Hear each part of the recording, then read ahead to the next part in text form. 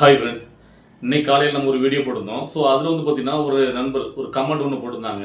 அதாவது அண்ணா கோவில் நிலத்தை ஆக்கிரமிப்பு பண்ணிட்டாங்கன்னு சொல்லிட்டு அவங்களுடைய வீட்டெல்லாம் அகற்றுவதுங்கிறது ஒரு வகைக்கு சரிதான். ஏன்னா இதே மாதிரி எல்லாருக்கும் தொடர்ந்துவாங்க. ஆனால் அந்த மக்கள்லாம் அழுகிறத பார்க்கும்போது நம்மளுக்கு அவ்வளோக்குள்ள மனசுலாம் கஷ்டமா இருக்கு. அப்போ அரசாங்கம் இதுக்கு மாற்றுதெல்லாம் அவங்களுக்கு வேற ஏதாவது இடம் கொடுப்பாங்களா அப்படின்ட்டு நம்மளுக்கு ஒரு கொஸ்டின் மார்க் கூட கேள்வி கேட்டிருந்தாங்க. அந்த கமெண்ட்டை பார்த்தோன்னே எனக்கு அதை பற்றி விவரம் எதுவுமே தெரியல. ஸோ அதுக்கப்புறம் தான் நான் பார்த்தீங்கன்னா அதுக்கப்புறம் தான் வீடியோவில் வருது பார்க்குறேன். எனக்கு அப்படியே ஒரு மாதிரி மனசே அப்படியே உருக்குலைஞ்ச மாதிரி ஆயிட்டு அவங்க அழுகிற சீனெல்லாம் அந்த காட்சியை பார்க்கும்போது.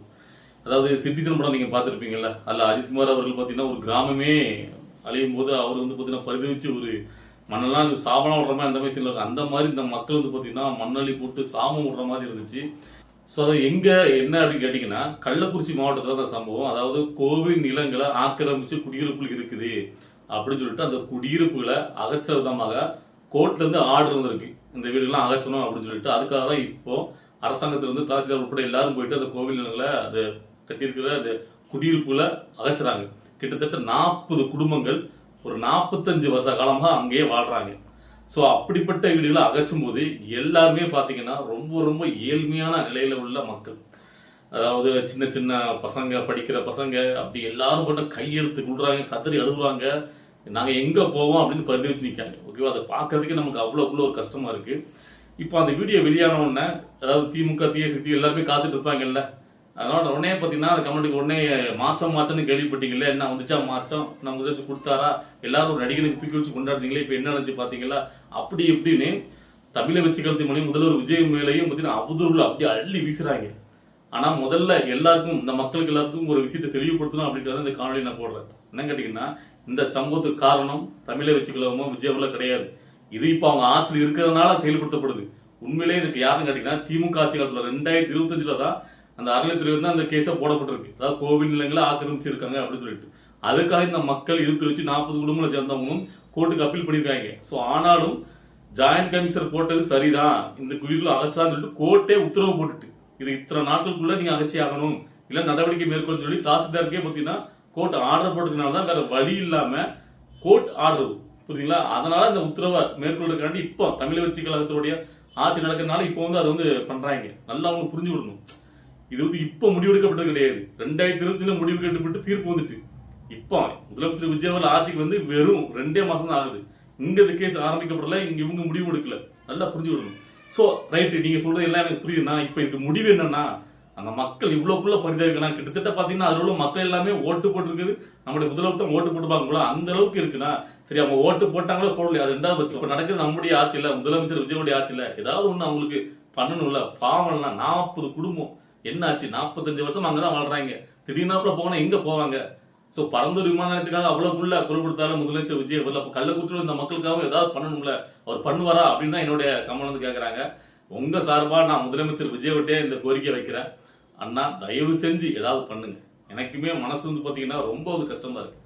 ஏன்னா அங்க அழுறாங்கன்னா சொல்றாங்க இது நாங்களா பாத்தீங்கன்னா எந்த ஒரு இடத்தையும் நாங்க ஆக்கிரமிக்கல, கோவில் நிலத்தை இது கவர்மெண்டா கட்டி கொடுத்த இடம். அதாவது இந்திரா குடியிருப்புங்கிற பேர்ல அவங்க கட்டி கொடுத்த இடத்துல தான் நாங்க வசிச்சுட்டு வரோம்.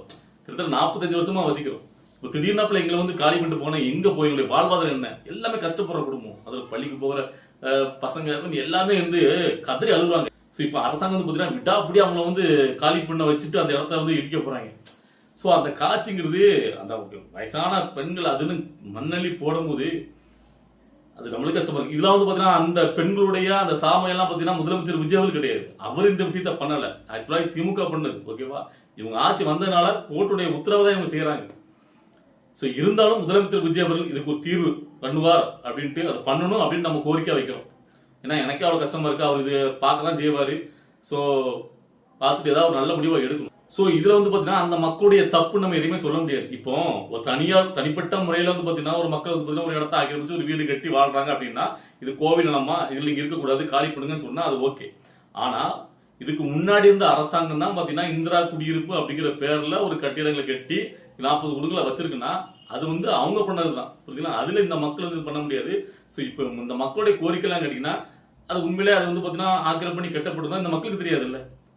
ஏதாவது கவர்மெண்ட் கொடுக்கான்னு சொல்லிட்டு அதை தங்கிட்டாங்க. இதுல பாத்தீங்கன்னா அவங்களுக்கு எல்லாமே இருக்கு, கரண்ட் இருக்கு, ரேஷன் எல்லாமே கொடுத்துக்கப்பட்டிருக்கு. ஸோ ஓகேவா, அப்படி இருக்கும்போது திடீர்னாப்புல அவங்க வந்து காலி பண்ணிட்டு போங்க அப்படிங்கும்போது அந்த மக்கள் என்ன பண்ணுவாங்க? ஸோ அதனால எல்லாத்தையும் சிறப்பாக பண்ணக்கூடிய நம்முடைய முதலமைச்சர் விஜய் அவர்கள் இதுக்கும் பார்த்தீங்கன்னா ஒரு சிறப்பான அந்த மக்களுக்கான ஒரு மாற்று வழியை கண்டுபிடிச்சு கொடுப்பார், அவங்க ஒரு வாழ்வாதாரத்தை கொடுப்பார் அப்படின்ட்டு நான் நம்புறேன். இதன் மூலமா ஒரு கோரிக்கையும் வைக்கிறேன். சரி, ஓகே. இப்போ இதுக்கப்புறமா நான் இன்னொரு விஷயத்தையும் இந்த இடத்துல நான் குறிப்பிடணும், அதையும் நான் பேசணும்னு நினைக்கிறேன்.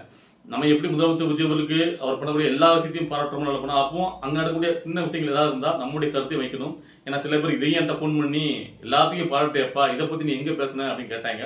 ஸோ அதனால அதையும் பேசணும்னு நினைக்கிறேன். என்ன கேட்டீங்கன்னா, இப்போ ரீசெண்டாக பார்த்தீங்கன்னா கன்னியாகுமரி மாவட்டம் நாகர்கோவிலில் ஒரு லாக்கெட் எடுத்து சபரிவர்மன் அப்படிங்கிற பார்த்தீங்கன்னா போலீஸ் விசாரணை காட்சியில் போட்டு அவர் வந்து இறந்து போயிட்டாரு. இந்த சம்பவத்தில் அவங்க உறவினர்கள் பார்த்தீங்கன்னா போராட்டம் பண்ணிட்டு இருக்காங்க, எல்லாருக்கும் தெரிஞ்சிருக்கும். ஸோ இதை வந்து பார்த்தீங்கன்னா தமிழ் கட்சிகள் சார்பாக அமைச்சர் ஸ்ரீநாத் அவர்கள் நேரில் போய் அவங்க பேசியும் அவங்க வந்து சமரசம் ஆகலை. அவங்க சொன்னது என்ன கேட்டிங்கன்னா, முதலமைச்சர் விஜய் அவர்கள் இதுக்காக பார்த்தீங்கன்னா ஒரு ஆறுதல் கூட தெரிவிக்கலையே, எங்களுக்கு எதுவுமே பண்ணலையே. போனாச்சியில் மட்டும் கேள்விலாம் கேட்டாங்க, லாக்கெட்டுக்கு வந்து பார்த்தீங்கன்னா அவர் எவ்வளோக்குள்ள பேசினாரு, அதுக்காக வந்து பார்த்தீங்கன்னா வெளியில் வந்து போராட்டம் பண்ணாரு. இப்போ அவருடைய ஆட்சியில் இருக்கு இப்படி வந்து நடந்துட்டு, ஸோ இதுக்கு என்ன பதில் சொல்ல போறீங்க அப்படின்னு கேட்குறாங்க. இதில் நான் வேற எதுவுமே நான் பேச விரும்பலை. ஏன்னா முதலமைச்சர் விஜய் அவர்கள் சட்டப்படி நடவடிக்கை மேற்கொண்டார். அதுக்கு யார் யாரெல்லாம் காரணமோ அவங்களெல்லாம் பார்த்தீங்கன்னா ஆக்ஷன் எடுத்தாச்சு, எல்லாமே நடந்தாச்சு, அதெல்லாம் பண்ணிட்டாரு. அதாவது நம்ம ஆட்சியில் இந்த மாதிரி நம்மளுக்கு சாதகமானவங்க ஃபேவரிசம் அப்படிலாம் எதுவுமே அவர் பார்க்குறது கிடையாது. தப்பு ஒன்று நடந்துச்சுன்னா உடனே அவர் ஆக்ஷன் எடுத்தார், அதெல்லாம் ஓகே. ஆனால் போன தடவை லாக்அப் டெத்துக்காக பார்த்தீங்கன்னா குரல் கொடுத்தாரு, வெளியே வந்து போராட்டம் பண்ண முதலமைச்சர் விஜய் அவர்கள் அவருடைய ஆட்சியில் இப்படி ஒரு லாக்அப் டெத் நடந்துக்கும் போது அது சம்பந்தமாக ஒரே ஒரு வருத்தத்தையாவது அவர் வந்து பதிவு பண்ணியிருக்கணும் அப்படிங்கிறதான் என்னுடைய ஒரே ஒரு கேள்வி. அது முதலமைச்சர் விஜய் அவர்கள் ஏன் பண்ணலைங்கிறது எனக்கு தெரியல. அது பண்ணாருன்னா அவங்களுக்கு அந்த குடும்பத்தினருக்காவது ஒரு நிறைவா இருக்கும். சரி, ஒரு வருத்தமாவது முதலமைச்சர் தெரிவிச்சாரு, அவனுக்கு ஏதாவது உதவிகள் கிடைக்கும் அப்படின்னு நம்புவாங்க. ஸோ கண்டிப்பாக அவங்களுக்கு என்னென்ன உண்டோ அதை பண்ணி கொடுப்பாருங்கிறது நம்மளுக்கு தெரிஞ்சு ஏதாவது உதவிகள் பண்ணுவார், பண்ணாமல் இருக்க மாட்டார். ஸோ அமைச்சர் போய் பார்த்து பண்ணி கொடுத்துருவாங்க. ஆனால் முதலமைச்சர் விஜய் அவர்கள் அதுக்கு வந்து பார்த்தீங்கன்னா ஒரு வருத்தம் தெரிவிக்கணும் அப்படிங்கிறது அந்த குடும்பத்தின் சார்பாக என்னுடைய வருத்தத்தையும் அதை வேண்டுகோளையும் வைக்கிறேன். இதுதான், வேற இன்னைக்கு வந்து பார்த்தீங்கன்னா வேற நான் இதை பற்றி பேசணும்னு நினைக்கல. ஸோ இதை வந்து பார்க்கும்போது தோழர்கள் உங்களுக்கு என்ன தோணுது? இதில் வந்து முதலமைச்சர் விஜய் அவர்கள் வந்து எப்படி நடந்துக்கணும்னு நீங்கள் நினைக்கிறீங்க? அந்த பாதிக்கப்பட்ட மக்களுக்கு ஏதாவது பண்ணணும்னு உங்களுக்கும் தோணியிருக்கும். ஸோ உங்களுக்கு என்ன தோணுது அப்படிங்கிறத உங்களுடைய கருத்துக்களை கமெண்ட்ல பதிவு பண்ணுங்க, ஓகேவா? சரி, லாஸ்ட்டாக அடுத்த கட்டமாக ஒரு செய்தியை நான் பேசுகிறேன் இந்த இடத்துல. என்ன கேட்டிங்கன்னா, இந்த அமைச்சர் அனிதா உங்களுக்கு தெரியும்ல, அனிதா ராதாகிருஷ்ணன், அவர் வந்து பார்த்தீங்கன்னா இடையிலேயே முதலமைச்சர் விஜய் அவர்களை உரிமையில ரொம்ப கேவலமாக விமர்சனால தான் அவர் மேலே வழக்கத்தில் வந்து அரெஸ்ட் பண்ணாங்க. ஸோ அப்பயும் பார்த்தீங்கன்னா அவர் நாடகத்தை நாடினார், என்ன வந்து பார்த்தீங்கன்னா அரெஸ்ட் பண்ணி என்ன வந்து பார்த்தீங்கன்னா குதிரை பேர் நடத்துறாங்க, டிவிக்கில் ஜாயின் பண்ண சொல்கிறாங்க, ராஜினாமா பண்ணிட்டு அப்படி எப்படின்னு பயங்கரமாக சீன் போட்டார். அதாவது உடனே திமுக சார்ந்தவங்க எல்லாரும் பார்த்தீங்கன்னா வீண் பழியாக அவர் மேலே வந்து பார்த்தீங்கன்னா அடக்குமுறை பயன்படுத்துகிறாங்க, அவர் வந்து வம்படியாக ஆய்வுக்கு போன இடத்துல அவரை பிடிச்சி கைது பண்ணியிருக்காங்க அப்படி இப்படின்ட்டு முக ஸ்டாலின், உதயநிதி ஸ்டாலின் உட்பட எல்லாரும் பார்த்தீங்கன்னா பயங்கரமாக வரைஞ்சிக்கிட்டு வந்தாங்க, அது எப்படி நீங்கள் அவரை கைது பண்ணலாம் அப்படின்ட்டு. இப்போ திரும்பவும் அந்தாலும் பார்த்தீங்கன்னா திமிருத்தனம் எடுத்து ரொம்ப வந்து பார்த்தீங்கன்னா திமிராக தான் இப்பவும் பேசிட்டு இருக்காரு. தொடர்ந்து அவருடைய பேச்சு எல்லாம் பார்த்தீங்கன்னா ஒரு நாகரிக இல்லாத பேச்சா தான் இருக்கு. இதுக்கு எப்படி முட்டு கொடுப்பான்னு தெரியல. இவங்கள தானே பேச சொல்லி வேடிக்கை பார்க்கறது. இன்னைக்கு என்ன சொல்லிருக்காங்க கேட்டீங்கன்னா, எங்களுடைய முதலமைச்சரை பார்த்து கொத்து போட்டுன்னு பேசுறான், அவனுக்கு எவ்வளவு திமிரு கொழுப்பு இருக்கும் பாருங்களேன் அவனுக்கு அப்படின்னு உரிமையில ரொம்ப தராதரம் எல்லாம் பேசுறாரு. அது மட்டும் இல்லாம திரிசாவை சேர்த்து வேற பேசுறாரு. திரிசா கூட அது இதுன்னு ஏன் கேட்கிறேன், ஒரு எம்எல்ஏ அமைச்சர் உங்களுடைய நாகரிகம் தானே, எத்தனை தடவை உங்களை கேள்வி கேட்டாலும் உங்களுக்குலாம் வந்து பார்த்தீங்கன்னா அந்த அறிவே இருக்காதான்னு கேட்குறேன். அது என்ன நாகரிகம் இல்லாத பட்சம் உங்களுடைய வாயில தான் சனி இருக்கு. நான் திரும்பியும் சொல்றேன், திமுக அழியது காரணமே அவங்களுடைய வாயால தான். ஒரு மூன்றாம் தர பேச்சாளர் அந்த மாதிரி என்ன திரும்ப ஒரு அநாகரிகமான பேச்சு இல்ல. இதுக்கு முன்னாடியே உங்களுடைய முதலமைச்சர் மு க ஸ்டாலின் இருக்கும்போது அங்கிள் ஸ்டாலின் சார் அப்படின்னு சொன்னது மட்டும் அவ்வளவு பேரும் பொத்துக்கிட்டு வந்தீங்களே. இன்னைக்கு இங்க இருக்கக்கூடிய சமூகநீதி போராளிகள் யாருமே அனிதராஜன் பேசுற பேச்சு தவறு, அப்படி பேசலாமா அப்படின்ட்டு ஒரு பயம் கேள்வி கேட்க மாட்டேங்கான். அதாவது சமூகநீதி போராளிகளை நான் சொல்றேன். அது மட்டும் இல்லாம திமுகவை சேர்ந்தவங்க எல்லாம் பேச விட்டு தான் வேடிக்கை பார்த்துட்டு இருக்காங்க. ஏன் உங்களுக்கு என்னன்னு கேட்கிறேன், அவ்வளவு இலக்காரமா. அதுல வேற சவால் விடுறாரு, இடைத்தேர்தல நீ ஏதாவது ஒரு இடத்துல ஜெயிச்சுட்டு பார்க்கலாம், நான் வந்துட்டு அரசியலே இனிமே பண்ண மாட்டேன் அப்படின்ட்டு. இந்த வாய்ச்சவடாலாம் யாருனே விட்டு தான் கிழிஞ்சு போய் கிடைக்கும். உங்களுடைய தலைவரே தோத்து போய் வந்திருக்காரு, எதுக்கு தேவையில்லாம இந்த வாய்ச்சவடாலும் கேட்கிறேன். பாருங்க இடைத்தேர்தல் என்ன நடக்காதுன்ட்டு. ஸோ இன்னைக்கு நாம பேசுகிற இந்த கமெண்ட்ல பார்க்கும்போது உங்களுக்கு என்ன தோணுது, நீங்க எல்லாரும் என்ன சொல்ல நினைக்கிறீங்க அப்படிங்கிறத உங்களுடைய கருத்துக்களை கமெண்ட்ல பதிவு பண்ணுங்க. அடுத்த கட்ட அரசியல் நிகழ்வு பார்த்து நம்மளுடைய வீடியோ வரும், வெயிட் பண்ணுங்க.